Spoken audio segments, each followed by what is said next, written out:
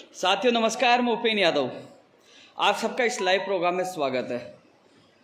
साथियों, विशेष मुद्दे को लेकर मैं आपके बीच में लाइव आया हूं, और लाइव क्यों आया हूं वो भी आप लोगों को मैं अभी थोड़ी देर में अवगत करा दूंगा इस लाइव में। साथियों, कुछ चीज़ जो चल रही इन दिनों में, जो युवा बेरोजगार अपने आप को ठगा सा महसूस कर रहा है कि क्या सिस्टम है, भर्तियाँ निकाली नहीं जाती, और निकाली जाती तो एग्ज़ाम नहीं होता, एग्ज़ाम होता है तो पेपर लीक हो जाता है। इन सब चीज़ों को लेकर मैं आपके बीच में आया हूँ, और ना मेरा आत्मविश्वास टूटा है, ना मेरा संघर्ष टूटा है। हालांकि कुछ लोग बड़े साजिशें रच रहे हैं, लेकिन वो उनकी साजिशें इसलिए नाकामयाब होगी, वो बेरोजगार नहीं, वो आईटी सेल के ट्रोलर है। और साथियों, एक चीज़ मैं आप लोगों को बताने आया हूँ, ऐलान भी कर दिया है। 7 दिन का अल्टीमेटम सरकार को दे दिया है। 7 दिन का अल्टीमेटम सरकार को दे दिया है कि 7 दिन के अंदर बत्ती लाल को पकड़ा जाए, सीबीआई को जांच सौंपी जाए। एसआई भर्ती का मामला हो चाहे रीट भर्ती का मामला हो। अचानक मैं लाइव आया हूं, 786 लोग जुड़ चुके हैं, धीरे धीरे काफ़ी लोग अब 800 हो गए हैं, जुड़ रहे हैं। आप सभी लोग शेयर कर दीजिए, क्योंकि सच्चाई आपको रूबरू करवानी है, क्योंकि प्रत्येक युवा तक सच्चाई जाए, उनके युवा अभिभावक तक बात पूछे कि सच्चाई क्या है। वो लोग कौन है जो लगातार मुझे डैमेज करने की कोशिश कर रहे हैं और धमकी भी दे रहे मारने की, और इसके अलावा बदनाम करने की कोशिश कर रहे हैं। साथियों, अभी तक हमारा आंदोलन और लड़ाई नहीं रुकी है। रीट और एसआई भर्ती का मामला किसी भी हालात में दबने नहीं दूंगा। मेरा फर्ज था प्रदेश के मुखिया को बताने का, उन्होंने मंत्रियों की ड्यूटी लगाई, उनको मैंने कल बताया, लेकिन जब तक आप लोगों को न्याय नहीं मिल जाए मैं रुकने वाला नहीं हूँ। मुलाकात करने से मामला रुकता नहीं, आंदोलन स्थगित नहीं हुआ है। साथियों, एक चीज़ और बताओ, आप कमेंट, जो लोग कमेंट करेंगे उनका कमेंट और आईडी पढ़ना।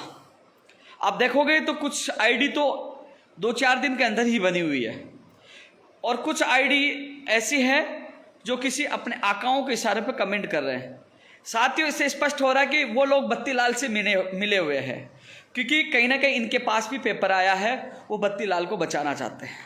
अब सीबीआई की जांच रीट और एसआई भर्ती के साथ साथ बत्ती लाल की भी होनी चाहिए, कि बत्ती लाल को संरक्षण कौन दे रहा है, बत्ती लाल ने पेपर कहाँ कहाँ पूछाया, यानी कि बत्ती लाल मीणा ने पेपर कहाँ कहाँ पूछाया, बत्ती लाल मीणा को पेपर किसने दिया, बत्ती लाल मीणा के पीछे कौन राजनेता हाथ संरक्षण है। तो वो राजनेता भी जेल में जाना चाहिए, और जिन जिन लोगों के पास पेपर पहुंचा है उनको भी जेल में डालना चाहिए। और किससे वो पेपर लेके आया, वो पेपर लेके आया था, वो जो इसमें चाहे कोई भी हो, कोई राजनेता हो, सत्ता का हो, विपक्ष हो, सबके खिलाफ कार्रवाई होनी चाहिए, उनको भी जेल में डालना चाहिए। सीबीआई की जांच सरकार जल्द से जल्द सौंपे। रीट का पेपर की, एसआई के पेपर की जांच के साथ साथ, क्योंकि दूध का दूध और पानी का पानी हो जाएगा कि उसने पेपर किस किस को दिया है, कौन कौन लेने वाले दोषी है, कहां कहां भेजा है, कौन कौन सा नेता उसके साथ है, और किससे पेपर लेके आया है। साथियों, कमेंट कई लोग आप देखना, खोलोगे तो शायद उससे ही जुड़ा उनका लिंक मिलेगा। वो लोग, मुझे अब समझ में आया कि 3 दिन से मेरे ऊपर अटैक क्यों किया जा रहा है। 3 दिन से मुझे सरकार का दलाल और गुलाम और बदनाम मुझे क्यों किया जा रहा है, क्योंकि मैं किसी के बाप से नहीं डरता। सरकार के खिलाफ आज ही चैलेंज किया, आज ही अल्टीमेटम दिया है, 7 दिन का समय सरकार को दिया है। मामले को अब दबने नहीं दूंगा, बत्ती लाल की बत्ती गुल भी करूंगा, और जो लोग इसके संरक्षण दे रहे हैं, जिसके पास पेपर गया है, जहां से पेपर लेके आया है, उनके खिलाफ भी कार्रवाई हो। सीबीआई की जांच बत्ती लाल के साथ साथ रीट और एसआई भर्ती की भी होनी चाहिए। 7 दिन का अल्टीमेटम दिया कि 7 दिन के अंदर बत्ती लाल को पकड़ा जाए, और उसके तार कहां कहां तक है उसकी भी जांच होनी चाहिए, सीबीआई से जांच होनी चाहिए।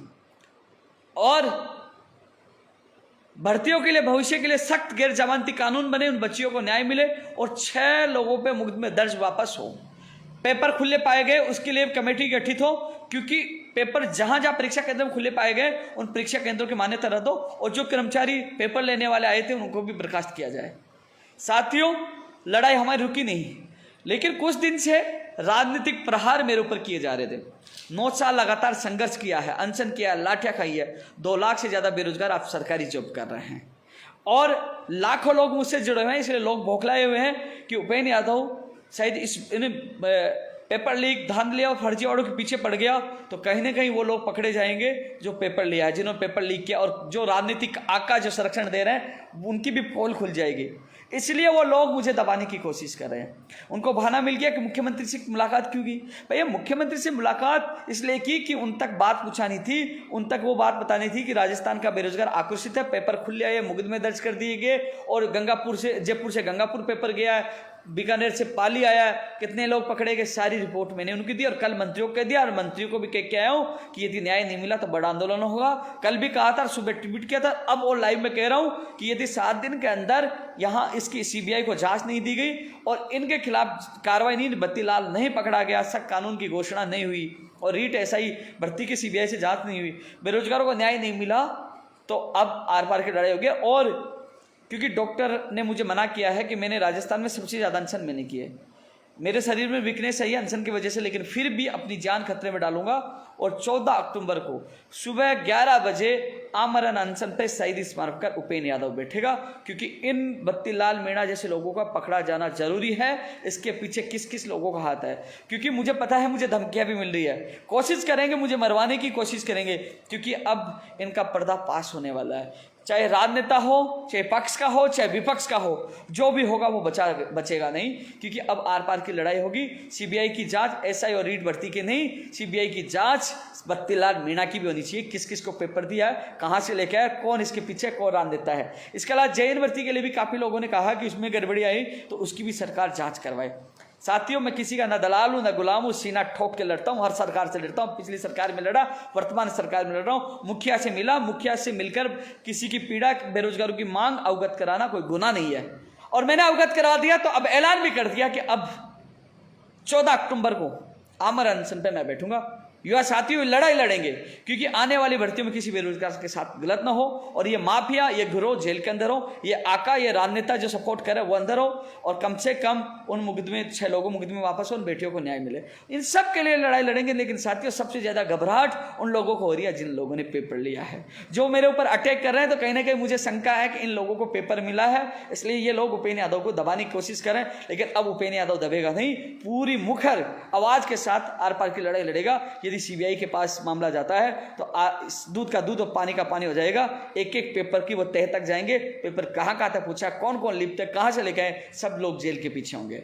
इसलिए साथियों, ये लड़ाई हम सब मिलकर लड़ेंगे। सभी साथियों से मेरा निवेदन है कि आप लोग इनकी बेखौफ नहीं है। ये लोग जानबूझकर मेरे ऊपर अटैक इसलिए कर रहे थे क्योंकि ये भी जो अटैक करने वाले कहीं ना कहीं बत्तीलाल से कनेक्शन है। ये डर रहे हैं कि बत्तीलाल पकड़ा गया तो इनका कनेक्शन का भी पता लग जाएगा, और जो अपने लोगों को पेपर देकर अपने लोगों को नौकरी लगाने चाह रहे हैं, उनकी मंशा भी पूरी नहीं होगी। इसलिए साथियों, एसआई और रीट भर्ती की सीबीआई से जांच के साथ बत्तीलाल मीणा की भी सीबीआई से जांच होनी चाहिए कि कौन कौन राजनेता कहाँ कहाँ पेपर गया, किसको दिया है। तो साथियों, इस वीडियो को ज़्यादा शेयर करना है। अब ये लड़ाई आर पार के ऐलान है। साथियों, डॉक्टर ने मना किया था, फिर भी मैं अपनी जान जोखिम में डालकर आज ऐलान कर दिया कि इन मामलों को मैं अब दबने नहीं दूंगा किसी भी हालात में। एसआई और रीट, क्योंकि कई लोग कह रहे हैं रीट की वजह से एसआई का मामला दबा, नहीं, एसआई का मामला नहीं दबा, न दबने दूंगा। रीट और एसआई का जो मामला है वो दबने नहीं देंगे, क्योंकि ये चोर, ये फर्जी जो इसमें पेपर लीक प्रकरण लिप्त है, उनको जेल होनी चाहिए, उनके खिलाफ सख्त से कार्रवाई होनी चाहिए, और जो भी दोषी है वो जेल के पीछे होना चाहिए। इसलिए साथियों, 7 दिन का समय दिया और 14 अक्टूबर को मंचन पे बैठने वाला हूं,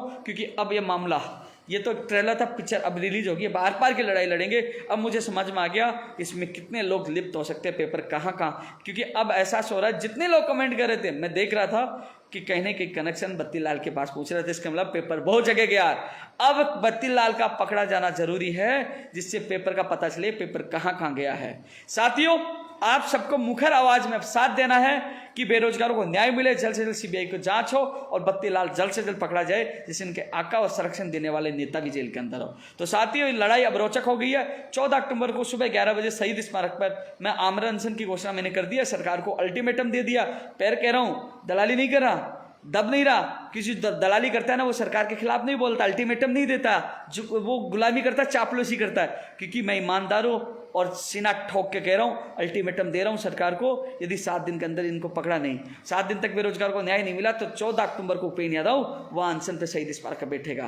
क्योंकि जो दलाल होता है, जो पैसे खाता है, जो सरकार से मिला होता है, वो अल्टीमेटम नहीं देता, वो चापलूसी करता है। क्योंकि मैं ईमानदारी से लड़ाई 9 साल से लड़ रहा हूँ और सीना ठोक के कह रहा हूँ, अब असली जंग होगी। 14 अक्टूबर को अमर अनशन पे शहीद स्मारक पर उपेंद्र यादव बैठेगा। क्योंकि बत्ती लाल को जल्द से जल्द गिरफ्तार किया जाए, इनके आंकड़ों का पता लगाया जाए, पर्दाफाश किया जाए, रीट एसआई अभ्यर्थियों को न्याय मिले और 6 लोगों को मुक्ति में वापस और भविष्य की भर्तियों के लिए गैर जमानती कानून बने, जल्द से जल्द विधेयक आए और उसकी घोषणा हो। तो साथियों, तमाम साथियों से मेरा निवेदन है, सभी ग्रुपों में ये वीडियो जाना चाहिए, जिसको पता चले कि जो उपेंद्र यादव के ऊपर जो अटैक कर रहे थे, ट्रोल कर रहे थे, बदनाम कर रहे थे, वो अधिकतर लोग उन लोगों को बचाना चाहते हैं, क्योंकि कहीं न कहीं इन लोगों की भी पोल खुल सकती है। जल्द और एक और लाइव में आप लोगों से मुलाकात करूंगा, तब तक के लिए बाय, धन्यवाद।